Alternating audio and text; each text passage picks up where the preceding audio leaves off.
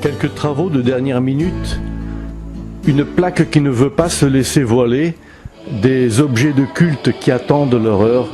Vous l'avez compris, chers amis de l'émission Temahana Otefatu, vous êtes invités aujourd'hui à une bénédiction, celle de la chapelle du lycée Saint-Joseph de Punavia, la 8e chapelle que compte cette vallée de Otumaoro, offerte par Madame Offray à la mission catholique.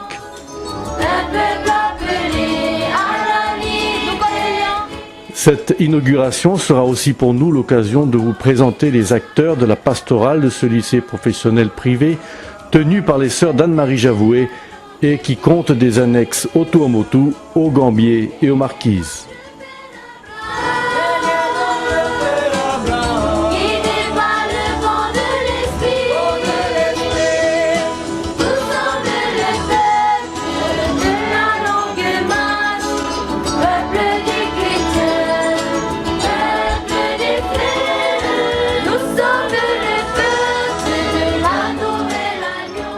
Tout le monde s'accorde à dire que cette chapelle, c'est une belle réalisation.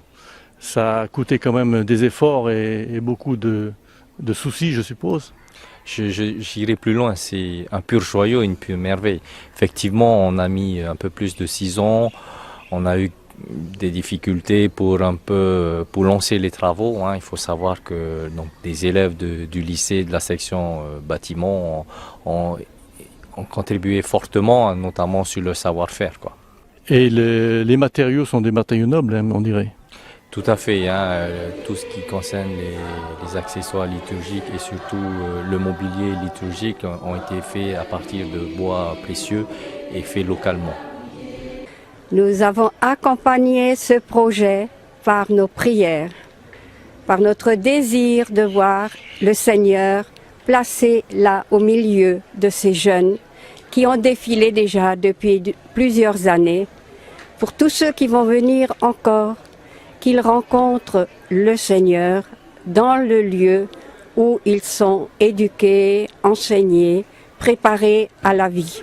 19 mars 2010, c'est une date qui marquera dans les annales de la congrégation en Polynésie française et dans la vie du lycée, particulièrement du lycée Saint-Joseph.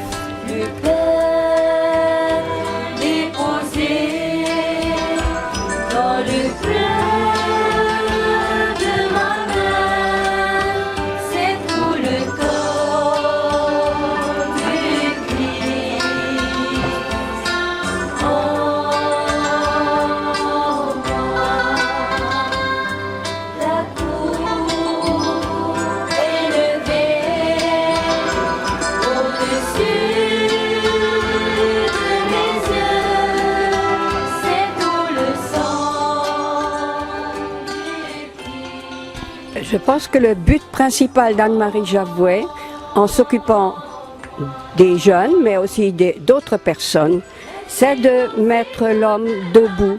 C'est l'éducation intégrale de l'homme, c'est-à-dire pas seulement éduquer la tête, former des têtes bien pleines, mais toutes les dimensions de l'homme. Comme quelqu'un l'a écrit récemment, les 3 cœurs de l'homme. Le spirituel, l'affectif, le cœur qui aime, qui a des sentiments, et le corps fait partie de l'être humain. Il faut que les 3 marchent ensemble, et c'est ce qu'elle voulait, même si elle ne l'a pas exprimé avec nos mots, notre langage d'aujourd'hui. Déjà, nous, le lycée, on est situé dans un lieu propice à vivre plein de moments forts dans la pastorale. Nous avons le grand séminaire, le moyen séminaire, le groupe Théaroufa qui est en bas. Ensuite, il y a les sœurs Clarisse. Au-dessus, il y a Marie Jeunesse, la famille Marie Jeunesse qui vient nous aider, qui sont toujours là à nous aider. Nous avons aussi Saint-Étienne, la paroisse Saint-Étienne, où les prêtres qui sont toujours là aussi pour nous répondre quand on en a besoin d'eux. Ensuite, tout cela, tous ces lieux sont des moyens importants pour nous au niveau de la pastorale, pour que les jeunes puissent découvrir tout ce qui se passe autour de chez lui, dans sa vie spirituelle, peut-être un jour. Donc il connaît déjà ces lieux au sein du lycée. Bon, la chapelle, là, ça va être vraiment le sommet, ça va être le bâtiment qu'on attend. Voilà.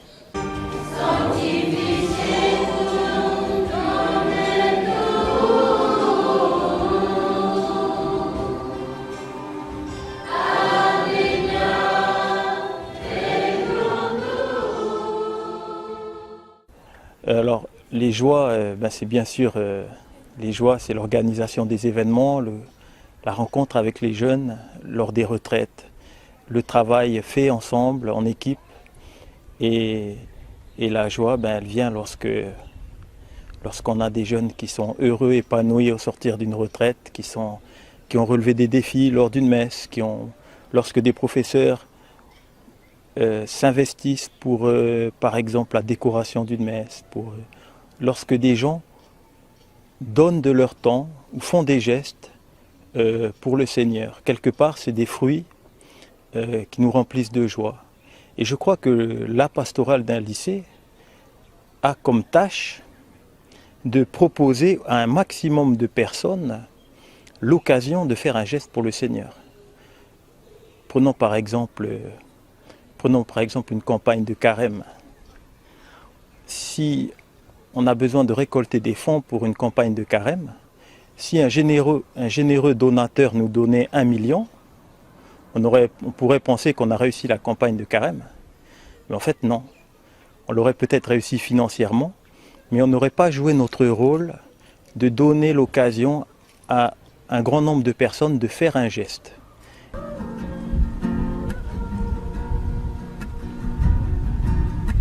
Faire comprendre que Jésus les aime, que Dieu les aime, tels qu'ils sont, ça m'apporte beaucoup. Et non seulement ils sont enrichis de Dieu, mais moi je suis enrichie aussi de leur vie humaine, même de leurs problèmes. Ça me fait grandir et ça me fait prendre conscience combien c'est important de donner l'amour, combien c'est important de faire attention à l'autre. Les lycées difficiles, les enfants difficiles, pour le moment, je n'en ai pas rencontré. J'ai rencontré simplement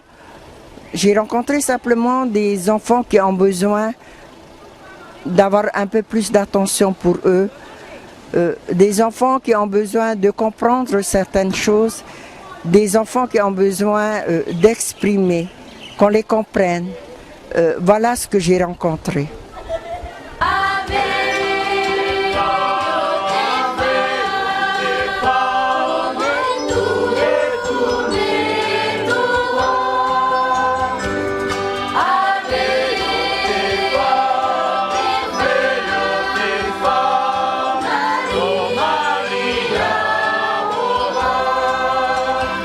Et bien que tous ceux qui passent ici n'oublient pas de déposer leur fardeau près du Seigneur, dans son cœur, près de son tabernacle qui est si beau.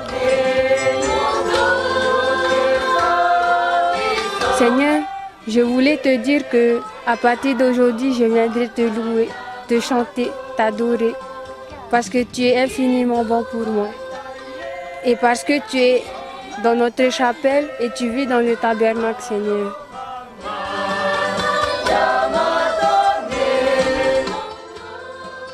La chapelle est très importante parce qu'en ce moment, il y a des jeunes qui dérapent trop et alors ils ont plein de problèmes et leur seule vie, c'est d'aller se suicider ou de mourir, alors qu'il y a Jésus dans l'établissement.